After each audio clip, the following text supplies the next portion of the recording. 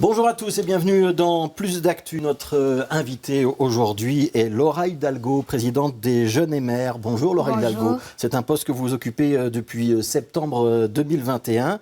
La Commission européenne qui annonçait il y a 2 jours un plan de verdurisation qui va passer par une réduction d'une partie de ses bureaux à Bruxelles. C'est une mauvaise nouvelle pour Bruxelles ? C'est une mauvaise nouvelle pour Bruxelles, mais pour autant ce n'est pas une surprise. Ça fait déjà depuis 1 an que le commissaire européen avait alerté le gouvernement bruxellois en disant qu'il voulait réduire son parc immobilier.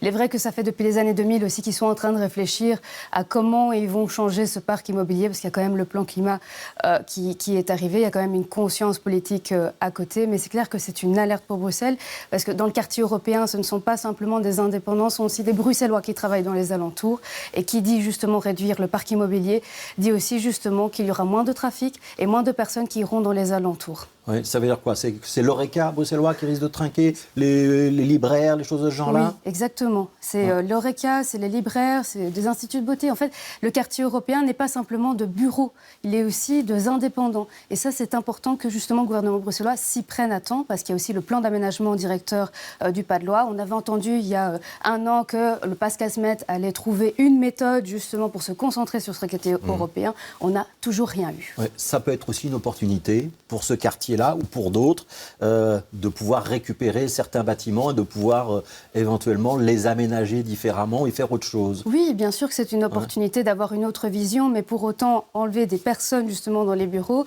c'est aussi enlever des gens qui pourraient dépenser, on va dire, dans les alentours de Bruxelles. Mais si on y met par exemple des locataires, puisque une des idées actuelles c'est de dire les immeubles de bureaux vides, on peut y mettre du logement, ça fait aussi des clients potentiels pour l'Horeca, les instituts de beauté, les libraires, etc. Mais moi, j'attendrais justement que le gouvernement bruxellois ait une vision sur Bruxelles. Il ne l'a pas aujourd'hui ? Pour l'instant, non. Surtout dans le plan d'aménagement directeur de Pas de Loire, où justement on a du retard parce que ils n'arrivent pas à prendre conscience que la Commission européenne, le Parlement européen, toutes les institutions en général est en train de changer de vision depuis justement la crise Covid. Quand vous dites « ils n'arrivent pas à prendre en compte », c'est le gouvernement bruxellois que vous visez, la majorité Pascal Smet, Rudy Verwoerd. L'interview que nous avons fait dans ce studio il y a 2 jours du représentant de la Commission auprès du Royaume de Belgique, Stéphane de Reenck, il se disait quand même malgré tout plutôt satisfait de la coopération avec les autorités bruxelloises et il indiquait que ces décisions de la Commission, c'était aussi pour se mettre en conformité avec un objectif qui était d'avoir une commission zéro carbone dans ces bâtiments à Bruxelles, en tout cas d'ici 2030. Donc ça va très vite pour eux. Ça va dans le bon... Vous entendez ces arguments-là ou pas quand même ? J'entends ces arguments, mais le problème, c'est qu'il faut aussi une vision pour les Bruxellois de savoir qu'est-ce qu'on va en faire dans 10 ans, dans 15 ans, dans 20 ans, dans 25 ans, même dans 30 ans. Mais on ne peut pas s'opposer à la politique de la Commission, c'est difficile. Non, on ne peut pas aller contre à la Commission européenne, mais pour autant, il faut savoir qu'est-ce qu'on va en faire de tout ce parc immobilier et quelle est la vision pour plus tard, parce que j'ai un exemple particulier. On a eu à Ouderghem la commission qui est partie. Le bourgmestre Didier Gauzoin de Ouderghem était surpris de savoir que la Commission européenne allait partir. Pour autant, sa couleur politique est dans la majorité. Ça fait des années qu'on est en train d'en parler dans le plan d'aménagement directeur de Herman De Brou. Donc je me pose un petit peu des questions, même en tant que jeune bruxelloise, sur ce genre de vision qu'on a pour Bruxelles. C'est toujours en retard. Ce n'est jamais vraiment à l'avance. Oui, donc c'est le site de Delta, Ouderghem, auquel vous faites référence. Vous mettriez quoi dans ce quartier européen une fois que la Commission aura quitté un certain nombre d'immeubles et qu'elle pourra les avoir remis sur le marché, par exemple ? Pour ma part, j'essaierais de favoriser des start-up, par exemple. Essayer d'avoir... Donc plutôt de nouveau des entreprises ? Peut-être de nouvelles entreprises, oui, pourquoi pas. Pas du logement ? Peut-être du logement aussi, mais je n'ai pas non plus une vision globale. Je ne me permets pas d'être dans le gouvernement non plus. Toujours dans cette interview d'il y a 2 jours, le représentant de la Commission, il indiquait que la Commission européenne était très demandeuse de pistes cyclables dans ce quartier. On sait que la piste de la rue de la Loi, c'est la plus utilisée de toutes les pistes de la région bruxelloise et qu'il y a visiblement un certain nombre de fonctionnaires européens qui l'empruntent.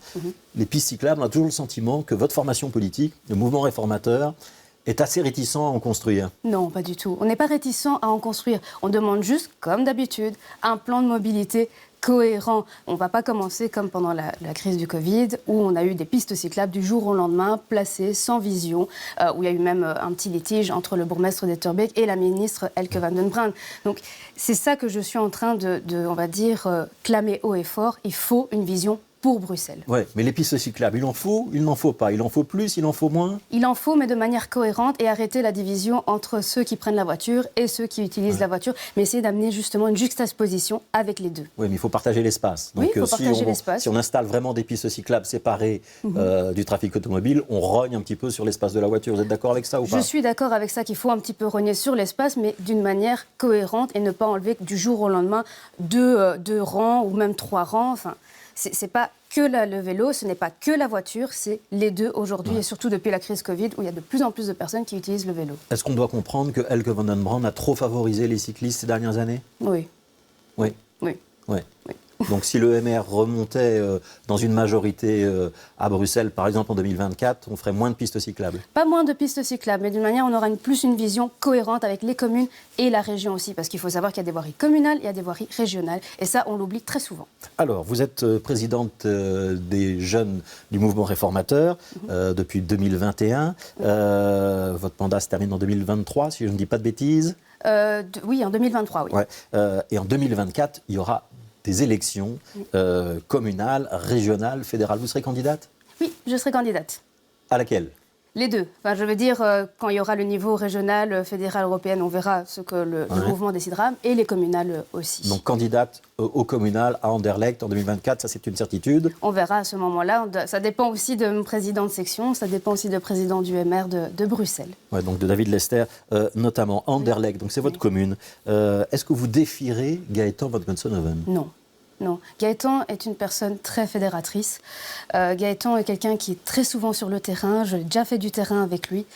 Beaucoup de gens, on va dire, se rappellent de lui en tant que bourgmestre et voient aussi son activité en tant que député bruxellois et sénateur. Ouais. Je vous pose cette question parce qu'il y a eu un article dans le journal La Dernière Heure cette semaine qui laissait entendre qu'il y avait une sorte de conflit ou de rivalité entre générations au MR anderlechtois et que certains voudrais, je reprends l'expression de l'ADH, être calife à la place du calife. Ça veut dire que vous ne visez pas, vous, le fauteuil de bourgmestre ou d'échevin à la place de Gaëtan van Gonshoven si les urnes sont favorables au mouvement réformateur? Pas du tout. Gaëtan c'est lui qui sera tête de liste en 2024? Je pense que ce sera lui qui sera tête de liste en 2024. Je ne veux pas parler en son nom, mais je crois que oui.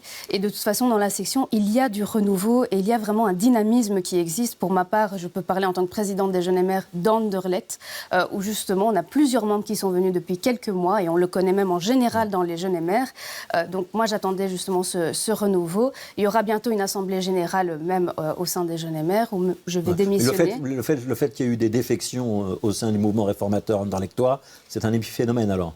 Je pense que oui, c'est un petit phénomène. Malheureusement, voilà, ça a été compliqué pour certains de passer de la majorité à l'opposition. Et c'est vrai que c'est très compliqué quand on voit qu'il y a des projets, des questions, un débat où on voit qu'on est mis de côté. Je peux comprendre parfois certains comportements, mais malheureusement, il faut toujours tenir tête et garder nos convictions libérales. Et malheureusement, pour certains, ils ont préféré aller dans d'autres camps. Alors, et on a retenu qu'en cas vous serez candidate au moins au communal en 2024. Laura Hidalgo, même nom de famille, maire de Paris, candidate à la présidentielle en France, aucun rapport j'imagine? Aucun rapport. Aucun rapport. Les électeurs français, donc eux ils votent dimanche pour désigner un président de la République, c'est en tout cas le premier tour. Vous choisiriez qui? Plutôt Emmanuel Macron ou plutôt Valérie Pécresse? Macron. Macron. Avec certitude et un sourire? Avec certitude, je sais que... Même si les Républicains, parti de droite traditionnel, théoriquement, c'est un peu la même famille politique que le mouvement réformateur. Au sein des Jeunes MR, donc, on a des personnes qui vont soutenir peut-être Valérie Pécresse, comme certains vont soutenir Macron. Mais en tout cas, pour ma part, je voterai pour Macron, étant donné qu'on est de la même famille politique libérale à l'Europe, il y a dans le Renew Europe, et il y a justement En Marche. Voilà, donc le parti libéral européen au sein du Parlement européen. Ce qu'il a réussi à faire en France, Emmanuel Macron, c'est-à-dire à bâtir un nouveau parti, quasiment à partir de rien, mais qui va du centre-gauche jusqu'à la droite classique. C'est aussi ce que le mouvement réformateur doit faire en Belgique avec Georges-Louis Boucher? Georges, lui, d'une certaine manière, a changé le mouvement réformateur depuis quelques mois. Il a quand même fait beaucoup de changements en interne. Dans un an, je pense qu'on va devoir changer de nom. C'est en tout cas ce qu'il avait dit. Donc oui, je pense qu'il prend exemple sur Macron. Il prend exemple sur plusieurs partis en général. Mais en tout cas, Georges, lui, va dans ce sens de Macron. Vous l'appelez par son prénom? Ça suffit. On sait de qui on parle. J'imagine qu'il y a un soutien. Il faut s'appuyer sur les jeunes réformateurs. Oui, bien sûr Ouais, qu'il peut s'appuyer sur les jeunes réformateurs. Georges lui n'a jamais été contraire que enfin voilà, toujours en soutien des jeunes. Chaque fois qu'on a une activité, il est toujours présent dès que son agenda le permet. Ouais. Comment est-ce que vous vivez l'émergence très forte de candidats d'extrême droite en France? Marine Le Pen, qu'on avait déjà vu il y a 5 ans, mais Éric Zemmour, qui est quand même un petit peu la surprise de cette campagne électorale. Est-ce que ça vous inquiète ou pas? Ça m'inquiète beaucoup en tant que, on va dire, pro-européenne. Ça m'inquiète énormément de voir une augmentation de personnes qui pourraient voter pour Marine Le Pen et même Éric Zemmour. Ouais. Mais en même temps, ça pose question. Ouais. En Belgique, Laura Hidalgo, si vous étiez demain 5, 10 ans en responsabilité, vous appliqueriez le cordon sanitaire? Oui. C'est-à-dire le refus de gouverner avec l'extrême droite? Oui. Vous avez hésité? J'ai hésité parce qu'en même temps, pour moi, en tant que jeune, il y a aussi la démocratie. Il faut quand même savoir pourquoi les personnes votent pour l'extrême droite. Il ne faut pas non plus fermer les yeux. Donc ça dépendra aussi des résultats, mais gouverner avec, a priori, c'est non. A priori, c'est non. Bon, merci beaucoup, Laura Hidalgo, présidente des GRMR, d'avoir été notre invitée.